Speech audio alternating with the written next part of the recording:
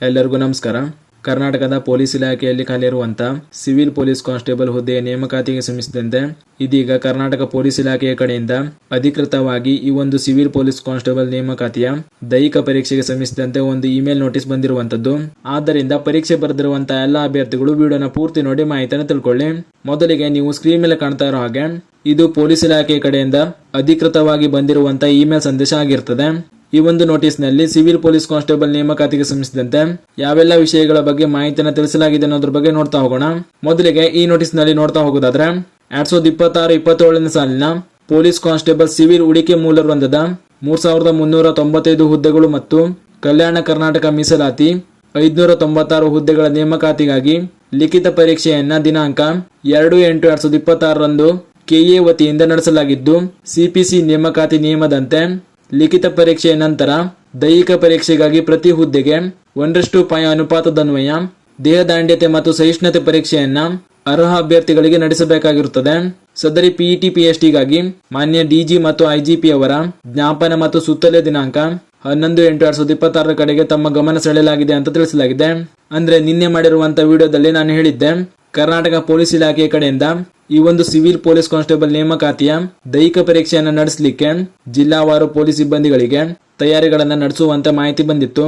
ಅದೇ ರೀತಿ ಪೊಲೀಸ್ ಇಲಾಖೆಯಿಂದ ದಿನಾಂಕ 11/8/2026 ರಂದು ಬಂದಿರುವಂತಹ ಆ ನೋಟಿಸ್ ನಲ್ಲಿ ಜಿಲ್ಲಾವಾರು ಸಿವಿಲ್ ಪೊಲೀಸ್ ಕಾನ್ಸ್ಟೇಬಲ್ ನೇಮಕಾತಿಯ ದೈಹಿಕ ಪರೀಕ್ಷೆಯನ್ನ ಯಾವ ಗ್ರೌಂಡ್ ನಲ್ಲಿ ಮಾಡಲಾಗ್ತದೆ ಅನ್ನೋದ್ರ ಬಗ್ಗೆ ಕೂಡ ಮಾಹಿತಿಯನ್ನು ತಿಳಿಸಲಾಗಿತ್ತು. ಈಗಾಗಲೇ ಈ ಬಗ್ಗೆ ಹಿಂದಿನ ವಿಡಿಯೋದಲ್ಲಿ ಮಾಹಿತಿಯನ್ನು ತಿಳಿಸಿದ್ದೆ. ನಿಮಗೇನಾದ್ರೂ ನೀವು ಅರ್ಜಿ ಸಲ್ಲಿಕೆ ಮಾಡಿರುವಂತಹ ಜಿಲ್ಲೆಯಲ್ಲಿ ಯಾವ ಗ್ರೌಂಡ್ ನಲ್ಲಿ ಫಿಸಿಕಲ್ ಆಗುತ್ತೆ ಅನ್ನೋದ್ರ ಬಗ್ಗೆ ಮಾಹಿತಿ ಬೇಕು ಅಂದ್ರೆ ಆ ವಿಡಿಯೋನ ಹೋಗಿ ನೋಡ್ಕೊಳ್ಳಿ. ನಂತರ ಈ ನೋಟಿಸ್ ನಲ್ಲಿ ಇಲ್ಲಿ ಕೆಳಗೆ ನೋಡ್ತಾ ಇರೋ ಹಾಗೆ ಸದರಿ ದೈಹಿಕ ಪರೀಕ್ಷೆಗಾಗಿ ದಿನಾಂಕ 18/8/2026 ಬೆಳಿಗ್ಗೆ 10 ಗಂಟೆಗೆ ತರಬೇತಿಯನ್ನ ಸಿಎಆರ್ ಕೇಂದ್ರ ಸ್ಥಾನದ ಪರೇಡ್ ಗ್ರೌಂಡ್ ಬೆಂಗಳೂರಿನಲ್ಲಿ ಏರ್ಪಡಿಸಲಾಗಿರುತ್ತದೆ. ಆದ್ದರಿಂದ ಆಯಾ ಘಟಕಾಧಿಕಾರಿಗಳು ಈ ಕೆಳಕಂಡ ಅಧಿಕಾರಿ ಮತ್ತು ಸಿಬ್ಬಂದಿಗಳನ್ನ ತರಬೇತಿಯಲ್ಲಿ ಭಾಗವಹಿಸಲು ತಪ್ಪದೆ ಕಳಿಸಿಕೊಡುವಂತೆ ಈ ಮೂಲಕ ಕೋರಿದೆ ಅಂತ ತಿಳಿಸಲಾಗಿರುವಂತದ್ದು. ಅಂದ್ರೆ ಈಗಾಗಲೇ ನಿಮಗೆ ಗೊತ್ತಿರೋ ಹಾಗೆ ಈಗಾಗಲೇ ಪೊಲೀಸ್ ಇಲಾಖೆಯಿಂದ ಬಂದಿರುವಂತಹ ಅಪ್ಡೇಟ್ ಗಳ ಮೂಲಕ ಹೇಳುವುದೇನೆಂದ್ರೆ ಈ ಒಂದು ಸಿವಿಲ್ ಪೊಲೀಸ್ ಕಾನ್ಸ್ಟೇಬಲ್ ನೇಮಕಾತಿಯ ದೈಹಿಕ ಪರೀಕ್ಷೆ ನಡೆಸಲಿಕ್ಕೆ ಪೊಲೀಸ್ ಇಲಾಖೆ ಕಡೆಯಿಂದ ಎಲ್ಲ ರೀತಿಯ ತಯಾರಿ ನಡೆಸಲಾಗ್ತಾ ಇದೆ.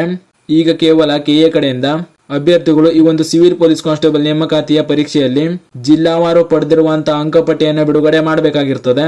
ಕೆಎ ಕಡೆಯಿಂದ ಅಭ್ಯರ್ಥಿಗಳ ಜಿಲ್ಲಾವಾರು ಅಂಕಪಟ್ಟಿಯನ್ನು ಬಿಡುಗಡೆ ಮಾಡಿದ್ಮೇಲೆ ಅಂದ್ರೆ ರಿಸಲ್ಟ್ ನ ಬಿಡುಗಡೆ ಮಾಡಿದ್ಮೇಲೆ ಕೆಎ ಕಡೆಯಿಂದ ಜಿಲ್ಲಾವಾರು ಅಭ್ಯರ್ಥಿಗಳು ಪಡೆದಿರುವಂತಹ ಅಂಕಪಟ್ಟಿಯನ್ನ ನಂತರ ಪೊಲೀಸ್ ಇಲಾಖೆಗೆ ಕಳಿಸಲಾಗ್ತದೆ.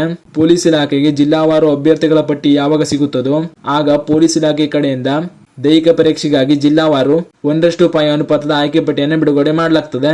ಆದ್ದರಿಂದ ಈಗಾಗಲೇ ನಿಮಗೆ ಗೊತ್ತಿರೋ ಹಾಗೆ ಕೆಎ ಕಡೆಯಿಂದ ಫೈನಲ್ ಆನ್ಸರ್ ಕೀನ ಬಿಡುಗಡೆ ಮಾಡಲಾಗಿರುವಂತದ್ದು. ಈಗ ಕೇವಲ ಕೆಎ ಕಡೆಯಿಂದ ರಿಸಲ್ಟ್ ನ ಅಂದ್ರೆ ನಿಮ್ಮ ಸ್ಕೋರ್ ಕಾರ್ಡ್ ನ ಬಿಡುಗಡೆ ಮಾಡಬೇಕಾಗಿರ್ತದೆ.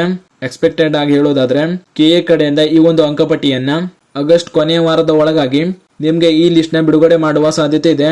ಆದ್ದರಿಂದ ಸ್ಕೋರ್ ಆಗಿರುವಂತಹ ಅಭ್ಯರ್ಥಿಗಳಿಗೆ ಈ ಒಂದು ಸಿವಿಲ್ ಪೊಲೀಸ್ ಕಾನ್ಸ್ಟೇಬಲ್ ನೇಮಕಾತಿಯಲ್ಲಿ ಫಿಸಿಕಲ್ ಗಾಗಿ ಯಾವುದೇ ರೀತಿಯ ಸಮಯ ಸಿಗಲ್ಲ.